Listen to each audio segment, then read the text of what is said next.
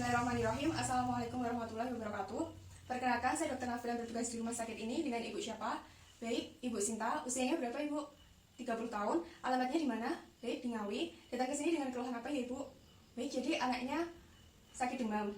Boleh saya tahu terlebih dahulu, Ibu, mengenai identitas anaknya? Namanya siapa ya, Ibu? Baik, Dek Cika. Usianya berapa? 2 tahun. Jadi Dek Cika, perempuan usia 2 tahun dengan keluhan demam ya, Ibu? Baik, Ibu. Jadi pemeriksaan yang akan saya lakukan yaitu pemeriksaan fisik pada Dek Cika untuk mengetahui apakah ada kelainan pada tubuh Dek Cika. Apakah Ibu bersedia dengan diadakannya tindakan ini? Mungkin agak sedikit kurang nyaman, tapi insya Allah aman. Bagaimana, Ibu? Baik, Ibu bersedia. Silahkan untuk membantu Dek Cika menempatkan diri di bed pemeriksaan. Sementara itu saya akan cuci tangan. Cuci tangan cara WHO.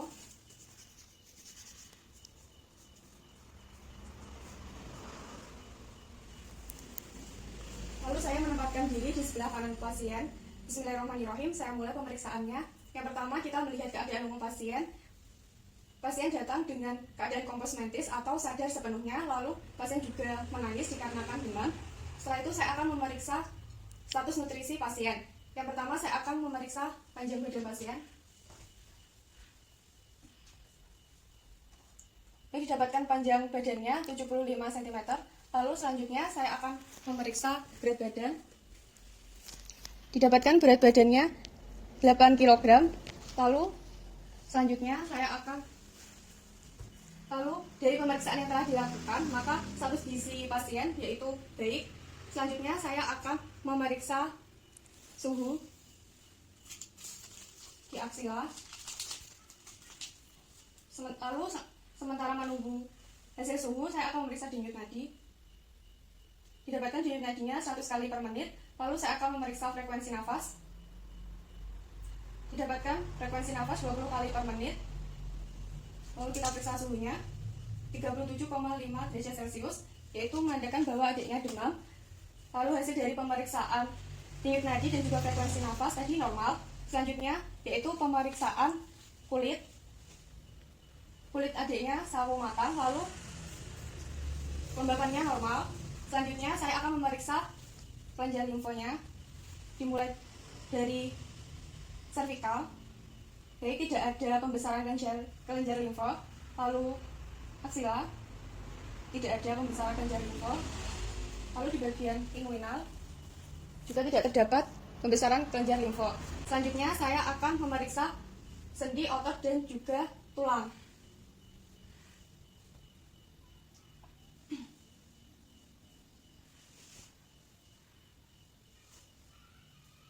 Baik, dari pemeriksaan sendi, otot, dan juga tulang, hasilnya yaitu normal, dapat bergerak sesuai dengan normalnya. Lalu selanjutnya saya akan memeriksa pemeriksaan khusus. Yang pertama yaitu memeriksa bagian kepala. Yang pertama, bentuknya normal, lalu tidak terdapat pembesaran pada kepala yaitu makrosefali ataupun mikrosefali, dan juga ubun-ubunnya sudah menutup secara sempurna. Lalu kita cek bagian matanya menggunakan senter. Baik, tidak ditemukan sklera ikterik maupun konjungtiva yang anemis. Lalu selanjutnya di bagian hidung terdapat sekret, tapi sekretnya itu jernih. Lalu di bagian mulut tidak ditemukan sariawan dan juga tidak ditemukan pembesaran tonsil maupun peradangan yang lainnya. Di bagian telinga tidak ada kelainan pada bentuk daun telinga. Lalu ada serumen tapi masih normal, dan juga tidak ada tanda peradangan yang lain. Lalu kita cek bagian lehernya, tidak ada pembesaran kelenjar limfa juga, dan tidak ada peradangan. Lalu selanjutnya saya akan melakukan pemeriksaan torak. Yang pertama kita inspeksi pergerakan nafas dinding dada kanan dan kiri sama simetris. Lalu tidak ditemukan kelainan bentuk dinding dada. Lalu selanjutnya saya akan melakukan pemeriksaan palpasi. Palpasi fremitus dilakukan karena pasien masih bayi, jadi ketika pasien berbicara atau menangis kita bisa melakukannya. Kita bandingkan. Jadi dari hasil pemeriksaan fremitus normal, pernafasan kanan dan kiri simetris. Lalu selanjutnya pemeriksaan pemeriksaan perkusi.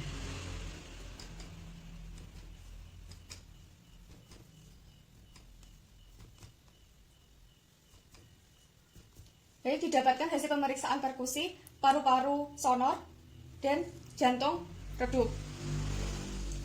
Lalu selanjutnya saya akan melakukan pemeriksaan auskultasi. Pastikan sudah terbuka.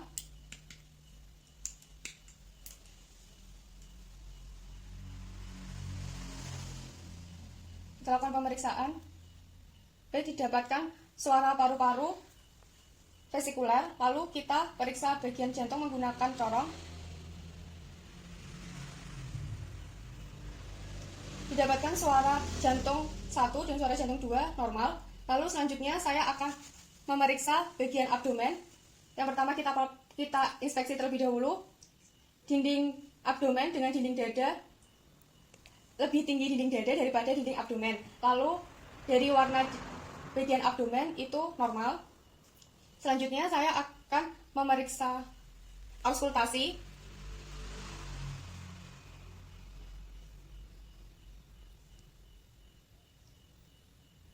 Didapatkan suara peristaltik yang normal, tidak ada peningkatan maupun penurunan dari suara peristaltik usus. Lalu selanjutnya saya akan melakukan pemeriksaan perkusi.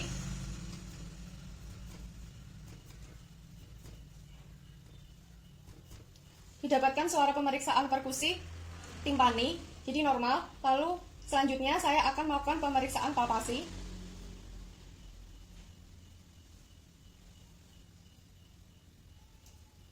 Tidak didapatkan kelainan, yaitu splenomegali maupun hepatomegali. Lalu selanjutnya saya akan melakukan pemeriksaan ekstremitas. Baik, tidak didapat, baik akralnya tidak dingin, itu normal, dan juga sendinya dapat digerakkan secara normal.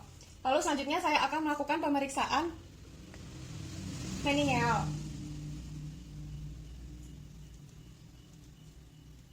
Dari pemeriksaan meningeal, kaku kuduknya negatif, jadi normal. Lalu setelah itu,